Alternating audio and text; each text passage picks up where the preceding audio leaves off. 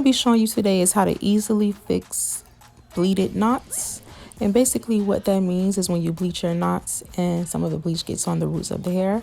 I'm also going to be showing you guys how to tint the lace and when to use lace tint and when to use makeup. Right now I have the dark brown lace tint and the cafe lace tint. Neither one of these seem to match your skin perfectly, so that's when the makeup is going to come in. Some shit, chopping out my grandma's house after school, even on the weekends I was slaying too, trying to pay my phone bill, that's all I wanted to do. And I'm just taking some Maybelline Fit Me that is in her complexion, and I'm going to be putting that on the lace, and I'm going to be putting it on the cap. But I'm here to stay, from the bottom to the top, working day by day. I couldn't get a job, so I had to use these hands. Never thought they was plus enough to make some grands. Grands as in money and grand as in big screen. Look at me, mama, your daughter doing big things. My daddy is a hustler and I'm hustling too. He really put me up on game, so you can't play me, boo. Before YouTube and going viral was a trend, I was putting in the work, straight hustling. I know God put me here to do something special. Before you get the blessing, God really gonna test you. And once you put the bow hold on the client, you're just going to smooth it out really smoothly and make sure that it is not clumpy in any spaces, because that's when it's going to not dry properly, and that's when you're going to be able to see white residue and your lace isn't going to stick as efficiently as it should.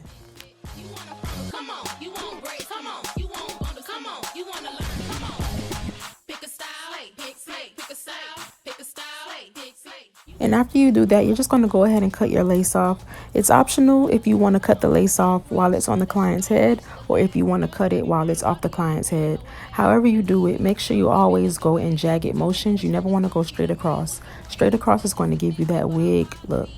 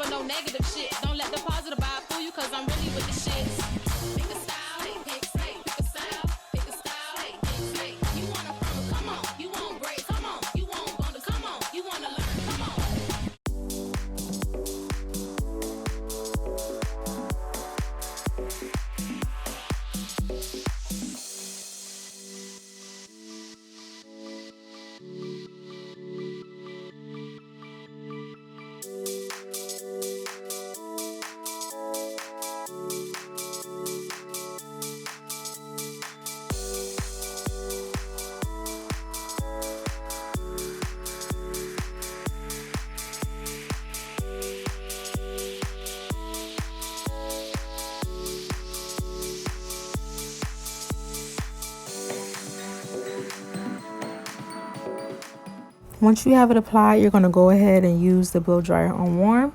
And then the spaces where you see the lace did not get laid down, you can just go right on ahead, put the glue, allow it to turn clear, and then you're going to go ahead and proceed to laying it down.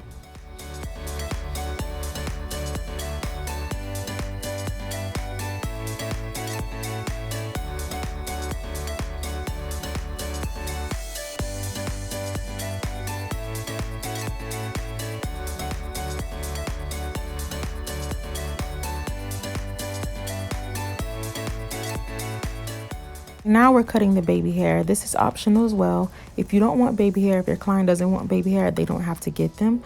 I have some videos showing how to do very minimal baby hair, and I have some videos showing doing no baby hair at all. However, my client does want baby hair, so that's what we're going to do. With the full lace wig, I like to put it in a ponytail, because when you go ahead and wrap it down, it is kind of hard to wrap your lace down with all of the hair in the way.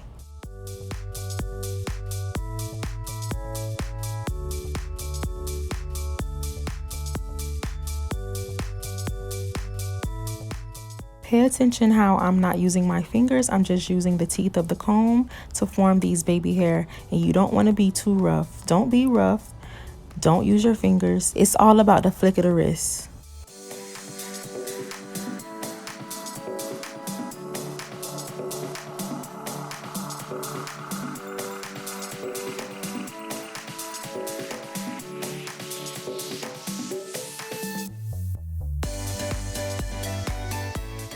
Once you wrap it down, you can go ahead and sit your client under the dryer until it's completely molded and dried. And this is the results that you would get. And I'm going to take some BioSilk and I'm going to just rub it through the hair. And it's optional if you want to comb the baby hair out or if you want to leave them like this. And as you can tell, I'm pulling and tugging on it and it's not lifting up. I was using the Bow Hold Active, and even if you are doing your baby hair and the lace lifts up just a tad bit, once you put your client under the dryer and the cap, the glue molds down with the wig and the lace and everything, it's still going to stick the same.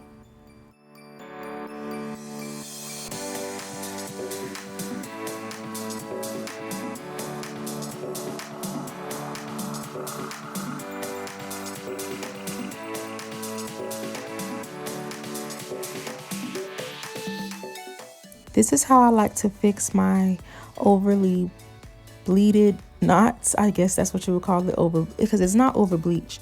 Over bleached means that you have over processed and the hair is falling out and creating patches because you bleached it too much. I like to take a mascara wand, and you can use actual mascara or you can use Beijing Natural Black. It's like a semi-permanent color, and you're just going to go ahead and comb over all of the bleached areas. After that, you're going to take a skinny angled brush, an angled makeup brush, get some concealer or foundation, and just slide straight down the middle of where you want the part to be and how you want the part to look.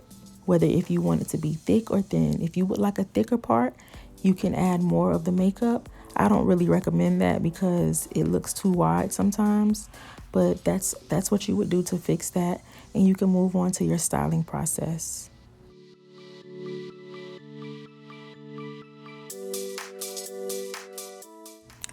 I hope you guys enjoyed this video. This is going to be just some quick clips. I'm going to zoom in for you guys so you can see how well this is melted and how well this looks up against my client's skin.